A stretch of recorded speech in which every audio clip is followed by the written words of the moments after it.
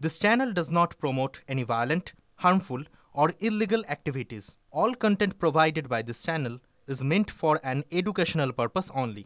বাহ এবার হয়েছে স্বাদ হ্যাঁ অপূর্ব স্বাদ এমডিএচ এর চাঙ্কি চাট মশলা জীবনে আসল স্বাদ জাগলো আসল মশলা এসএস এমডিএচ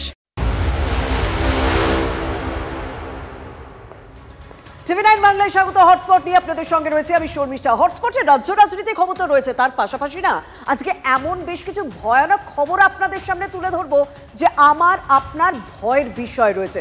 তাহলে আজকে হটস্পটের ইস্যুগুলোর সঙ্গে পরিচয় করে দিই। আজকে হটস্পটের প্রথম ইস্যু কি রয়েছে? প্রথম ইস্যু শিলিগুড়ি, উত্তরবঙ্গের দিকে আমরা নজর রাখবো।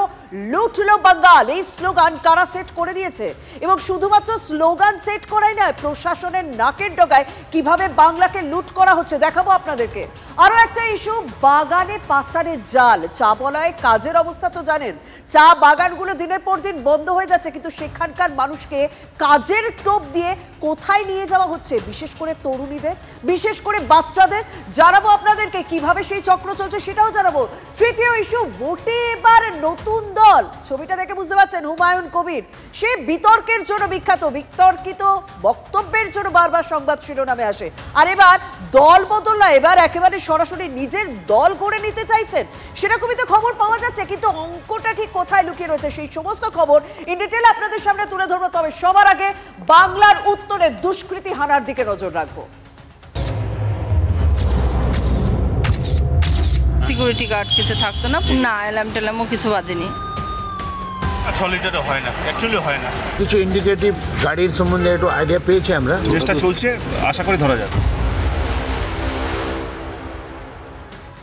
अगर हो कंगाल तो लूट लो बंगाल। দুষ্কৃতীরা স্লোগান বেঁধে চ্যালেঞ্জ করছে বাংলাকে। ভিন রাজ্যের দুষ্কৃতীদের কাছে অপরাধের হটস্পট হয়ে উঠছে বাংলা। শিলিগুড়িতে এটিএম লুট হয়েছে, 10 মিনিটের অপারেশন, 20 লক্ষ টাকার লুট। পুলিশকে ডোন্ট কেয়ার।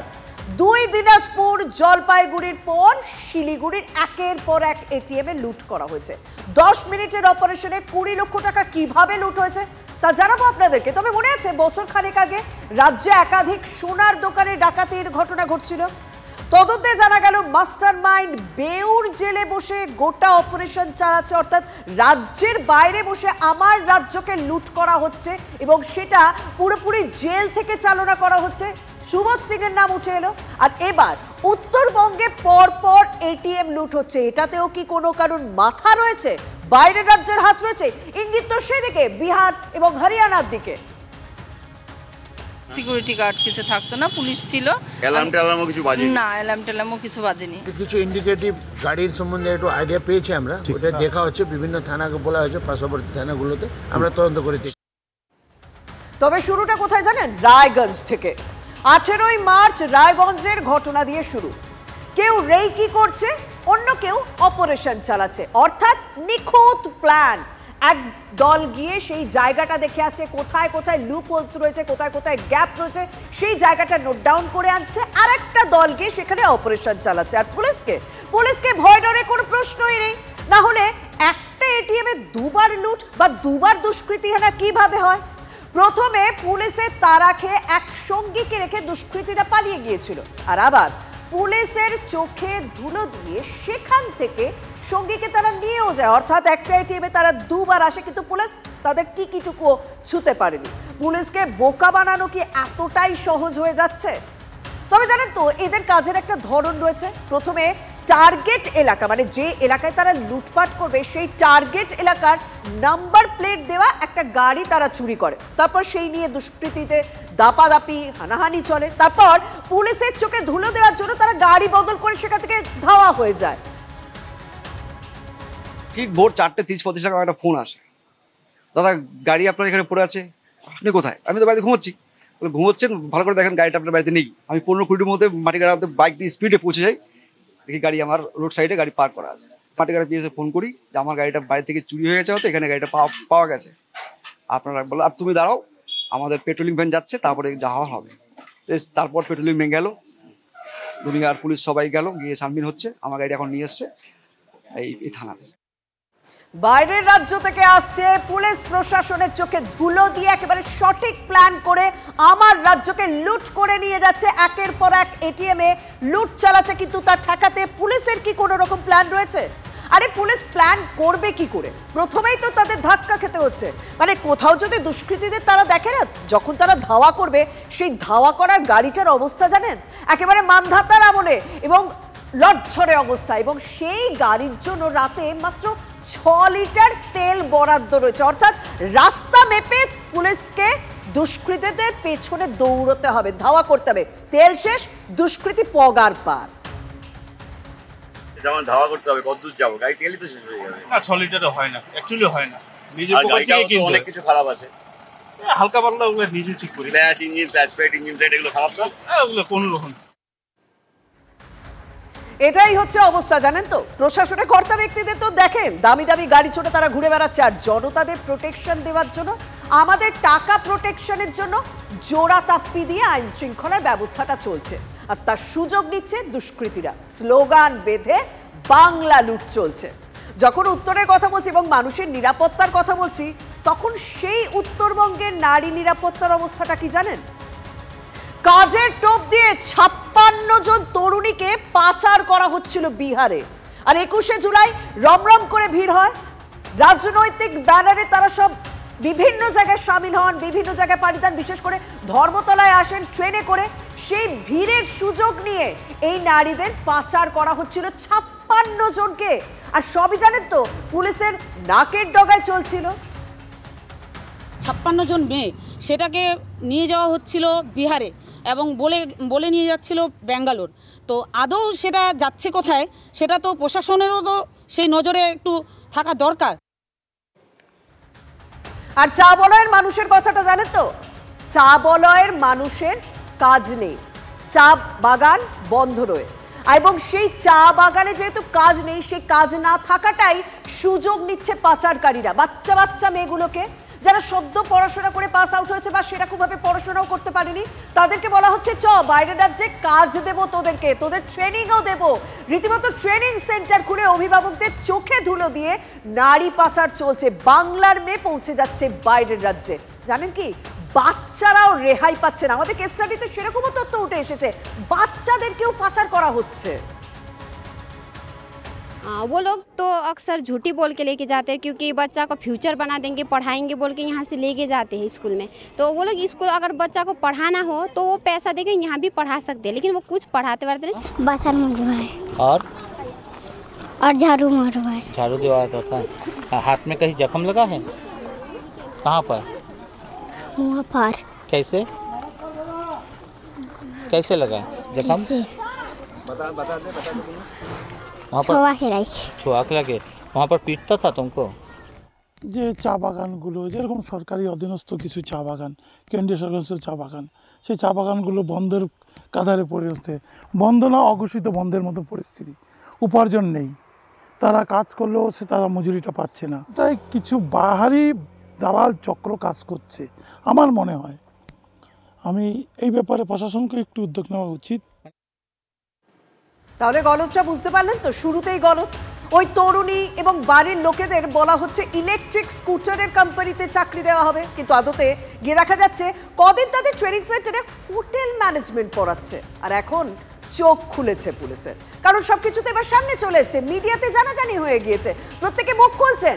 সংবাদ মাধ্যমের প্রশ্নে যুক্তির জালটা কিন্তু সাজাতে পারেনি অভিযুক্ত। ইতিমধ্যে অভিযুক্তদের সঙ্গে নিয়ে আজ একটা জায়গায় হানাও দেয় পুলিশ। শুনুন অভিযুক্ত কি বলছে।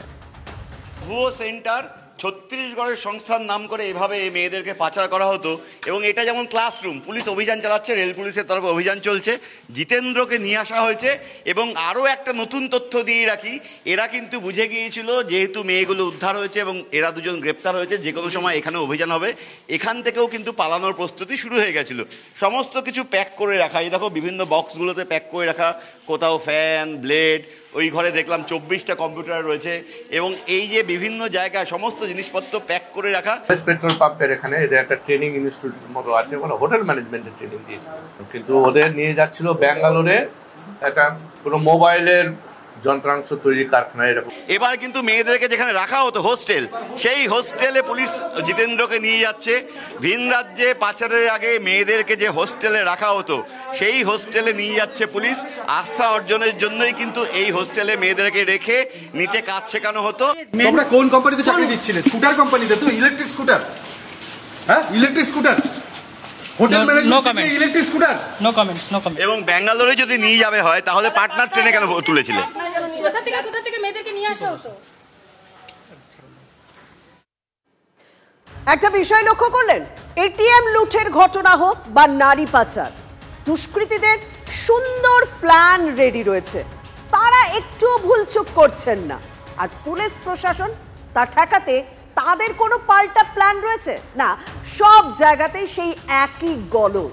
সবকিছু সামনে আসার পর এখন এক এক করে 3 জনকে পুলিশের জালে নেওয়া হয়েছে। কি ভাবছেন পাচার চক্রের জাল রীতিমতো ছিঁড়ে গেল, রাতারাতি সব বন্ধ হয়ে গেল? এত সহজ না। পাচার হওয়া তরুণীদের কেউ যাতে মুখ না খোলে তার জন্য তাদের হুমকি দেওয়া চলছে। এমনকি তাদের পরিবারের সদস্যরা এবার পুলিশে অভিযোগও দায়ের করেছেন যে তাদেরকে হুমকি দেওয়া হচ্ছে। তাদের মেয়েকে ঘরে ফিরে পাওয়ার পর তারা বুঝতে পারছেন তাদের মেয়ের সঙ্গে কি হতে যাচ্ছিল, কত বড় অঘটন ঘটতে যাচ্ছিল। এখন যাতে তারা পুলিশের সামনে, মিডিয়ার সামনে কোনো রকম মুখ না খোলে হুমকি দেওয়া হচ্ছে তাদের। কে হুমকি দিচ্ছে? আর এতদিন উত্তরের কন্যারা এভাবে পাচার হয়ে যাচ্ছিল, কেউ কিচ্ছু জানতো না। আসল প্রশ্নটা কি বলুন তো, এই যে পাচার চক্রের জাল রয়েছে না, সেই পাচার চক্রের জালটা কার হাতে রয়েছে এই প্রশ্নটা খুঁজতে হবে। যাদের প্রোটেকশন দেওয়ার কথা, যাদের দেখে রাখার কথা, তারা তো নিজেদের মধ্যে রাজনীতি করতে ব্যস্ত। আর রাজনীতির কথা যখন বলছি, রাজনীতির লোকেরা তো রং বদল করতে ব্যস্ত, থোড়ি দল বদল করতে ব্যস্ত। এখন এমনই একজন বিধায়কের কথা বলবো, ভরতপুরের বিধায়ক হুমায়ুন কবিরের কথা বলছি। ভোট আসা মানেই তার হুমকি শুরু হয়ে যায়, আর বেসামাল বুঝলেই দল বদল হয়ে যায়। তৃণমূল কংগ্রেস যদি আমাকে 2026-এর নির্বাচনে কোথাও লড়ার সুযোগ দেয়, তাহলে নিশ্চয়ই নেত্রীর সেই সম্মানে, নেত্রীর সেই অনারে আমি ভোটে লড়ব। যদি সেটা না দেয়, যদি কিন্তু জবাব যখন এটা হবে না, দেবে না, তখন আমি এইটুকু বলতে পারি, কার হয়ে লড়বো, কার সঙ্গে অ্যাডজাস্টমেন্ট করে লড়বো, না আমি নিজেই দল খুলে লড়বো, সেটা 2026-এর জানুয়ারি মাসেই আপনাদেরকে ঢাক ঢোল পিটিয়ে জানিয়ে দেবো। TV9 বাংলার ক্যামেরার সামনে চক্রবুহ অনুষ্ঠানে এই কথাই বলেছিলেন ভরতপুরের বিধায়ককে। আমি পাল্টা প্রশ্ন করছি, আচ্ছা বিধায়ক মশাই, এখনো তো 2026 আসেনি, জানুয়ারিও আসেনি, এত আগে আগে আপনি নতুন দল করার কথা ঘোষণা করে দিলেন। ভরতপুরের বিধায়ক বলছেন 15ই আগস্ট তিনি নতুন দলের কথা ঘোষণা করবেন, এবং শুধুমাত্র দল ঘোষণাই নয়, তিনি বেশ কিছু জায়গায় উত্তরের 5 জেলার 50টি আসনে প্রার্থীও দেবে তার নতুন দল।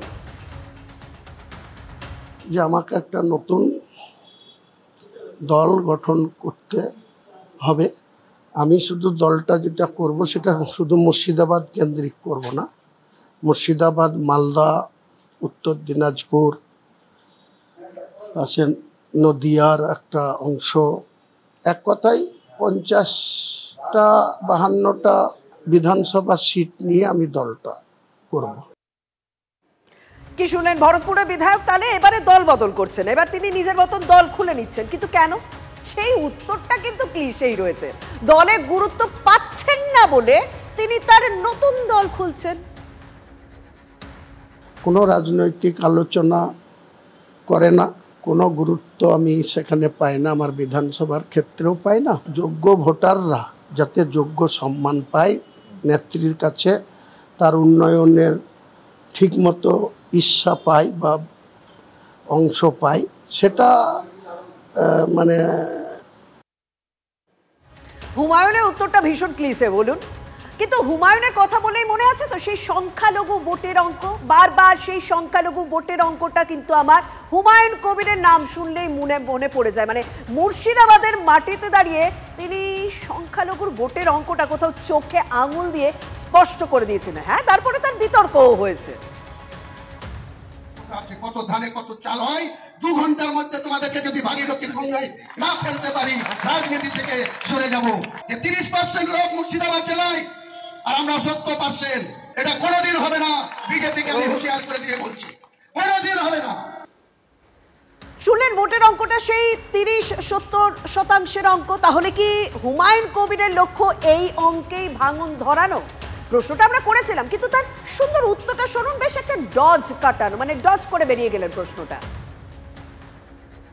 তৃণমূল কংগ্রেসের নেত্রী ক্ষমতায় আসবে, নেত্রী চতুর্থবারের জন্য মুখ্যমন্ত্রী হবেন, কিন্তু আমি নেত্রীকে এটা অবগত করানোর জন্য আমি দলটা করব। দেখুন, হুমায়ুন কবির তিনি আত্মবিশ্বাসী, তৃণমূলের জয়লাভ করছে, চতুর্থবারের জন্য মুখ্যমন্ত্রী হচ্ছেন মমতা বন্দ্যোপাধ্যায়, কিন্তু তবুও তিনি তার নতুন দল খুলবেন। লক্ষ্যটা কি দেখুন, স্বীকার করুন না করুন, লক্ষ্য যে শাসক দলের সংখ্যালঘু ভোটে ধস নামানো, তা কিন্তু আসনগুলোর কথা শুনলেই আপনি বুঝে যাবেন।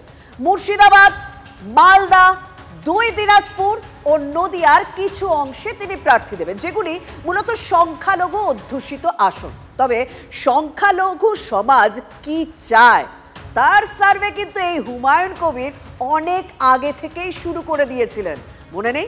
শুনুন।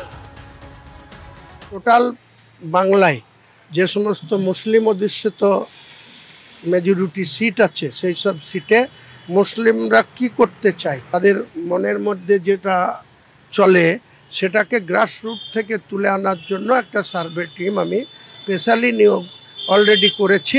তারা সেপ্টেম্বরের লাস্টের দিকে বা অক্টোবরের ফার্স্টে পুজোর পরে আমাকে সার্বিক রিপোর্ট দেবে। 2,10,00,000 মানে প্রায় 75%-এরও বেশি, 80% বাঙালি মুসলিম ভোটার আছে।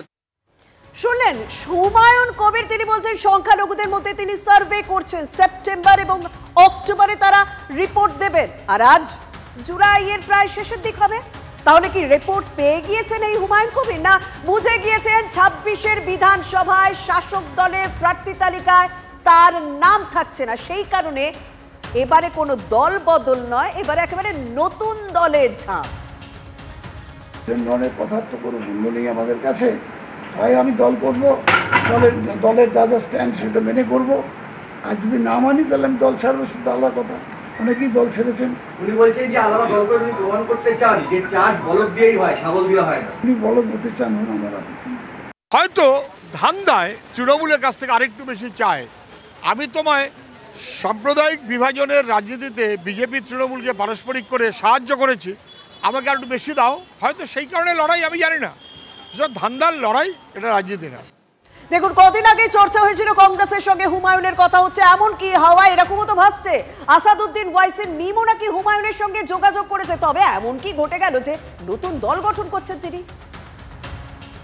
যে মুর্শিদাবাদ জেলাটা পর্যালোচনা করে চালানোর জন্য 10 জনের একটা কমিটি করে দেওয়া হবে। জুলাই মাসের ক তারিখ? 23 তারিখ। অদ্যাবধি মমতা বন্দ্যোপাধ্যায়ের বলে আসা কথাটাও জেলার নেতারা কোনো গুরুত্ব দিয়ে ভাবে না বা চিন্তা ভাবনার মধ্যে রাখে না, পিছন থেকে কলকাঠি নাড়ছে। সর্বোচ্চ নেতৃত্বকে বলেও আজ পর্যন্ত কোনো সুরাহা হয়নি, তাহলে আমি ক্লান্ত হয়ে গেছি। তথ্য সংস্কৃতি সচিবের ভূমিকায় ক্ষুব্ধ বিচারপতি, টালিগঞ্জ স্টুডিও পাড়ার গোলমাল নিয়ে মামলায় 8ই আগস্ট রিপোর্ট দেওয়ার নির্দেশ। সবাইকে একসঙ্গে ডেকে বৈঠক না করে ফেডারেশনকে আলাদা করে ডেকে শুনানি করায় ক্ষুব্ধ বিচারপতি অমৃতা সিনহা।